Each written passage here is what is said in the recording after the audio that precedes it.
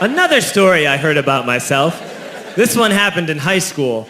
We had this teacher in high school whose kid went to our high school. His name was Mr. McNamara, and his son Jake McNamara went to our high school. He was a sophomore when I was a senior, so he was 2 years behind me.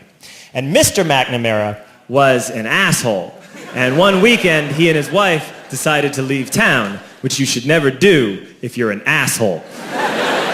And Jake McNamara decided to throw a party at the teacher's house. Hooray! And everyone around town heard about it, and we all got up individually and thought, okay, let's go over there and destroy the place. I walked into this party, everyone I had ever met was there, and everyone was drinking like it was the end of the world. People were drinking like it was the Civil War and a doctor was coming to saw our legs off. It was totally unsupervised. We were like dogs without horses. We were running wild. I walked down to the basement. They had a pool table in the basement. One dude took a running start and threw his body onto the pool table and broke it in half. Another kid found out which room was Mr. McNamara's and went upstairs and took a shit on his computer. So the party was going great. I'm standing in the basement and I'm holding a red cup. You've seen movies. And I'm standing there and I'm holding a red cup and I'm starting to black out. And I guess someone said like, something, something, police. And in a brilliant moment of word association, I yelled, fuck the police! Fuck the police! And everyone else joined in. 100 drunk white children yelling, fuck the police. With the confidence of guys who have like already been to jail and aren't afraid of it anymore. You know, that like, I serve my nickel, you come and take me confidence. But white children. The reason someone had said something, something, police was because the police were there.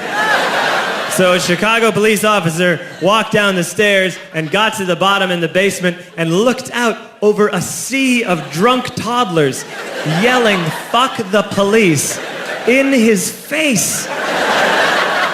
And he was almost impressed.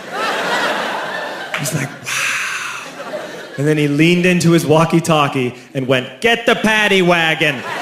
And my friend John, who is now a father, this man now has a baby, he grabbed a 40, smashed it on the ground, and yelled, scatter! And everyone ran in a different direction. We all ran in different directions. It was like that scene in Ratatouille when the humans come in the kitchen and all the rats go in different ways. We all ran in different directions. I ran into the laundry room and I jumped up on the washing machine and I crawled out through a window into the backyard, and now I'm running through the backyard and there was this big chain link fence and I thought, I've never climbed a fence that high before. And then I woke up at home.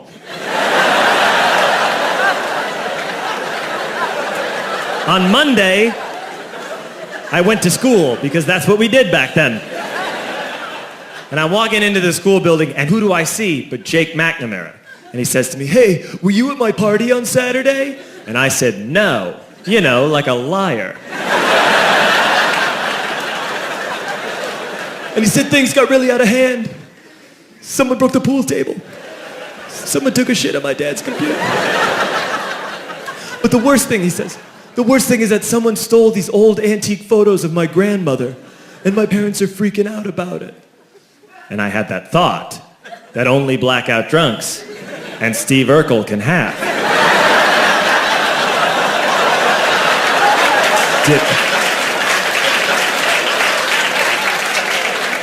Did I do that? I figured, no, I wouldn't have done that. But I was never sure until 2 years later. Relax.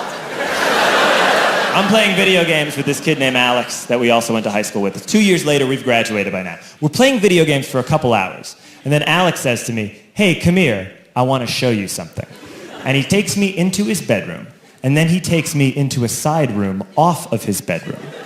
Never a good thing to have. And he shows me a tiny room that is covered wall to wall in stolen antique photos from different people's parties over the years.